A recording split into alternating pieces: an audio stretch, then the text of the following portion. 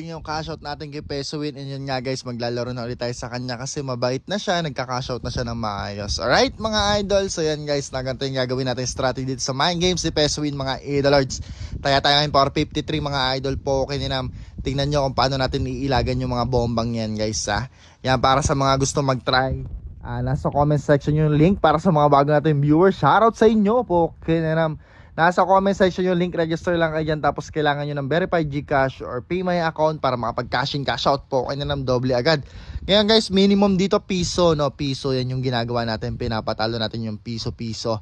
Hey, napakaangas, diba? So papatalo nyo lang yan guys ng up to 5 times. Kasi andyan yung mga bomba nakapaligid lang yan. Tapos ngayon bet tayo. Ito, 4th round guys. Oy, shoutout sa Prince.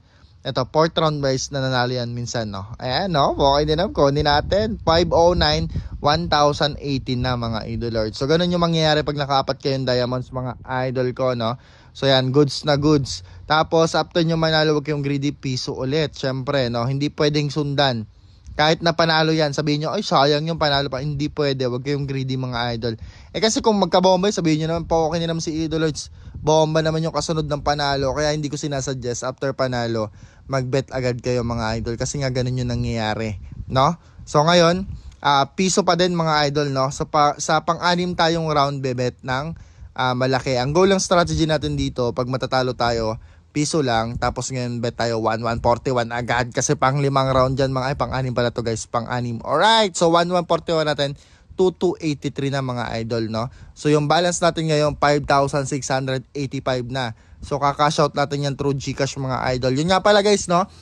Pag mag-cash in kayo, wag nyo gamitin yung promo ha, kasi alam mo yung 200 nyo, napalago nyo 5,000. Tapos mag-aaron nyo ng betting amount pag ginamit yung promo nila na sabihin ng 10,000. Kung matalo yung 5,000 nyo, diba? Bago nyo ma-reach yung 10,000 na pokinam na yan.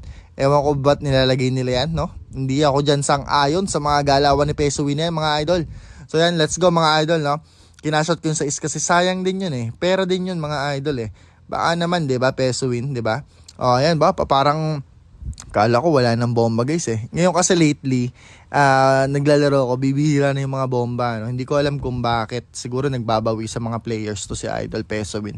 Pero goods din naman, kahit may bomba, kaya na nating ilagan yung mga idol. So yan guys ha, patalo lang kayo, patalo lang piso-piso. Huwag kayong manghinayang sa piso-piso kasi kapalit naman yan. Madodoble naman yung certain amount na gusto nyong i-bet. Diba? Kagaya niyan, piso lang muna ulit. Piso lang, piso.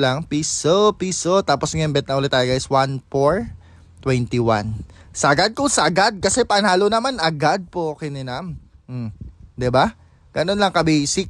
2,842 na mga idol. So yun nga pala guys, since na-cash out na natin yung 7,000 natin, mamimigay tayo sa mga mabubuti nating followers na palaging active. Syempre, hindi ko kayo kakalimutan, no? Minsan lang talaga sobra yung gastos ni KR guys. Sisihin nyo sa KR 150 natin kasi doon na napunta lahat ng pera ko. Pokininam. Ubos na yung pera ni Idol Lords. Napunta na lahat sa motor mga idol. Grabe. Di ko ba alam kung ba't ako gumastos ng ganon. Uy! Pokininam. Dumating na rin yung cash out ko ngayon, no? 3,470. So yan mga idol, no? Since dumating na yung cash out natin, okay na naman ako sa 7,000. Kumita na naman tayo. Huwag tayo masyadong greedy. So goods to goods sa'yo. Uy, shoutout sa Jenica Rodriguez. Shoutout. So yan guys, paalam tayo. Adios sa inyong lahat.